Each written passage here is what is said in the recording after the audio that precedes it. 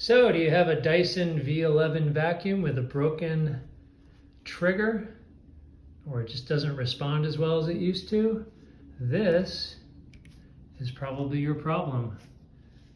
These crack and break right there.